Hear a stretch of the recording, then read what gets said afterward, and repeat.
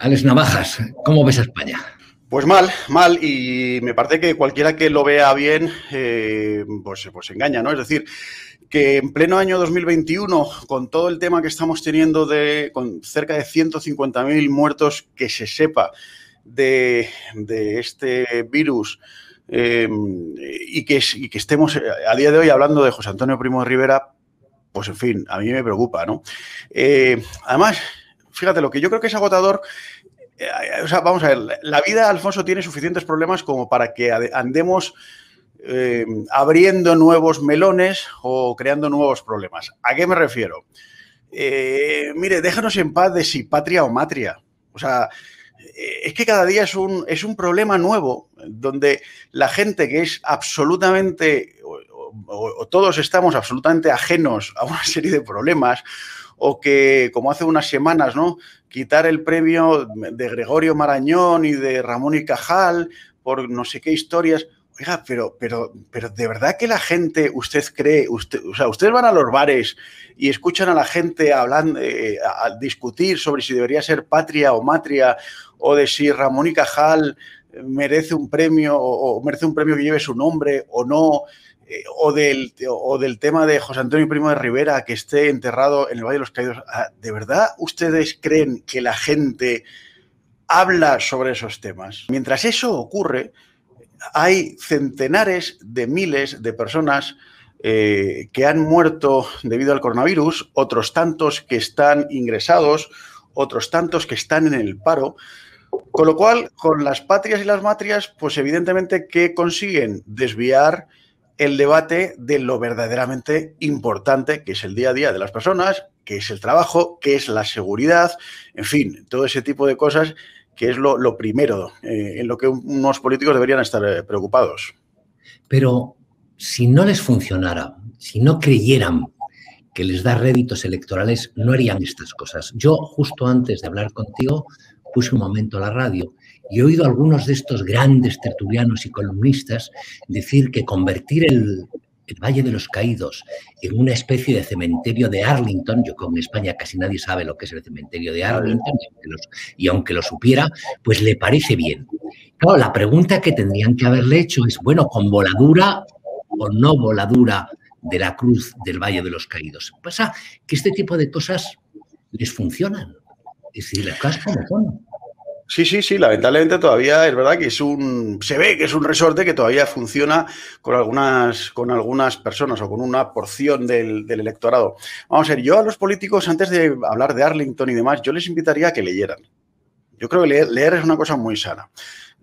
Y leer la historia del Valle de los Caídos. Mira, yo, Alfonso, tengo una teoría y además que el tema del Valle de los Caídos es un tema que siempre me ha interesado, con lo cual sí que he tratado de profundizar y de investigar bastante. Vamos a ver, yo la conclusión a la que he llegado es que como la historia de la construcción del Valle de los Caídos no es lo suficientemente truculenta como algunos quisieran, pues hay que inventársela.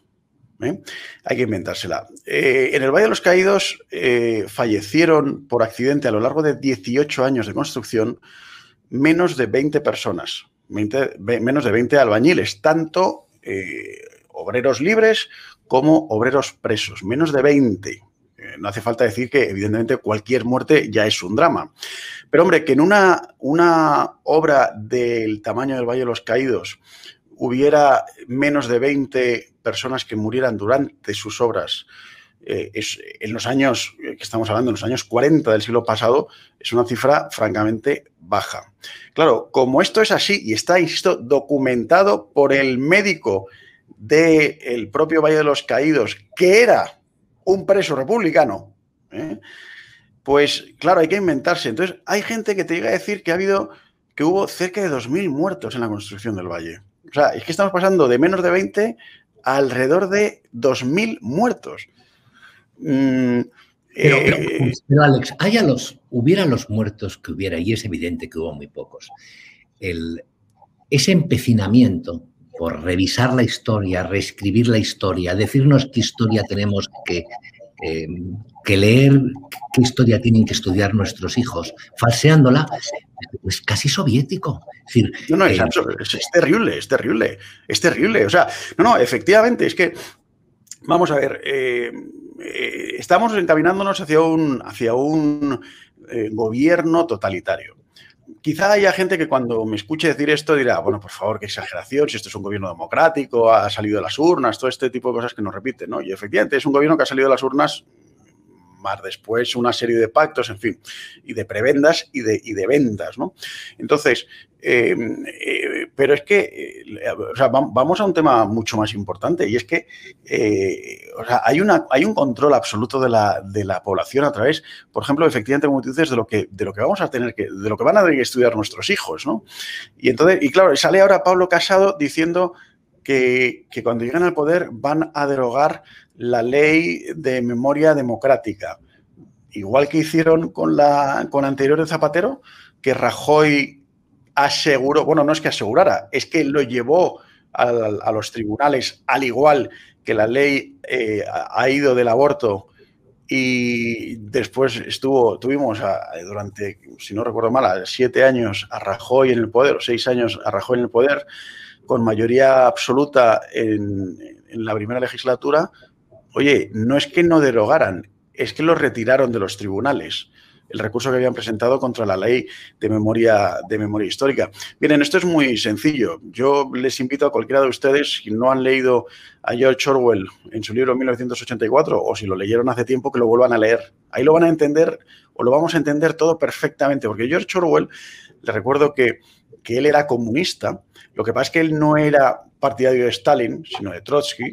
Claro, cuando él viene a finales del año 36 a España a luchar en la guerra civil del lado de los republicanos, cuando él ve los acontecimientos, el odio que hay entre comunistas y paumistas, y él tiene que salir por patas de España cuando ve lo que es la realidad del comunismo, él, sin renunciar a sus ideales de izquierdas, bueno, escribe una serie de libros como Rebelión en la Granja, como 1984. ¿Por qué les cuento todo esto? Pues porque en 1984 está todo. Es decir, la manipulación más absoluta, la invención de la historia. Como estaba diciendo antes, Alfonso, la historia del Valle de los Caídos es una historia absolutamente manipulada. O sea, yo he leído cosas que realmente, o sea, de verdad que causan bochorno. Uno dice, pero ¿realmente este periodista o este historiador puede decir esto con absoluta impunidad, sin caérsele la cara de vergüenza de la barbaridad que está diciendo, cuando documentalmente está más que probado que esto no es así? Entonces, evidentemente quieren hacer una historia a su antojo, y al final, pues, por ejemplo, con el tema que dicen de ya estudiaremos si volar la cruz o no, pues a mí me recuerda mucho al tema de los budas de Amillán, cuando los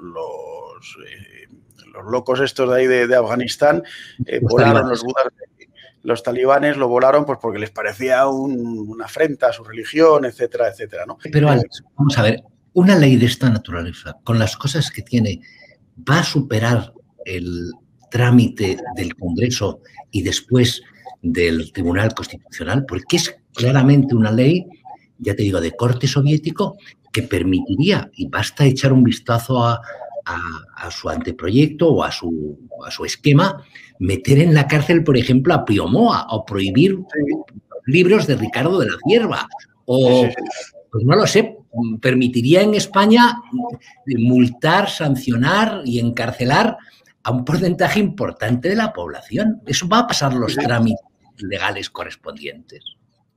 Sí, no descartes que tú y yo también compartamos celda, Alfonso, por decir lo que estamos diciendo. No, oye, no tengo la más mínima duda. Es decir, es que es así.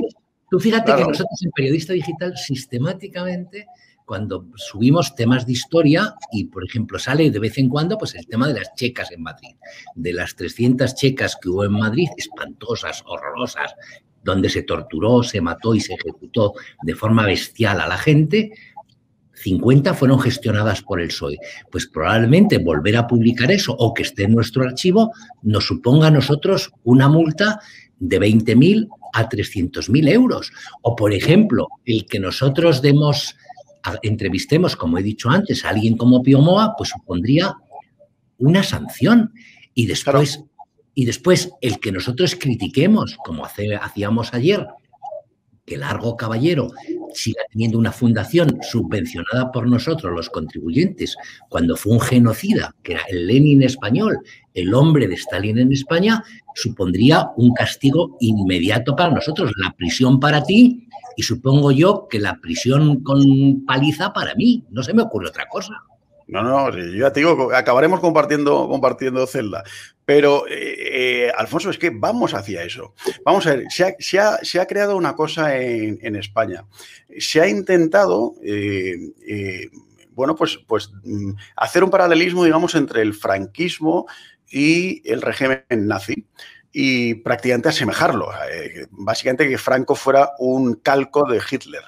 Y entonces, claro, se utiliza el argumento de igual que en Alemania está condenado la exaltación del nazismo, entonces en España hay que condenar la exaltación del franquismo. Una vez hecho esa analogía entre el nazismo y el franquismo, dicen, oye, si un país como Alemania prohíbe el nazismo, ¿cómo es que España no prohíbe el franquismo en todas sus expresiones? Pues mira, en primer lugar, porque no es lo mismo. Y en segundo lugar, porque hay mucho de lo que hablar. Hay mucho de lo que hablar. Esto da una serie de barbaridades tales. Lo que tú decías de Largo Caballero, que Largo Caballero en nuevos ministerios de Madrid tenga una pedazo de estatua. Entonces, yo creo que los que vemos tu programa y la gente que nos está escuchando, Alfonso, yo creo que es muy importante que nos formemos, y para formarse lamentablemente hoy en día no se puede ir a los medios generalistas, porque lo único que te hacen es deformarte, no informarte, sino ir. Tú has citado a Pío Moa, sin duda es una voz en el desierto y es una persona absolutamente documentada sobre este tema, como otros, iba a decir muchos historiadores, no son tantos, donde están contando la historia tal como fue. No como un relato propagandístico, sino como fue. Todo esto es muy importante como españoles para que conozcamos la realidad y, por supuesto, que no nos dejemos manipular.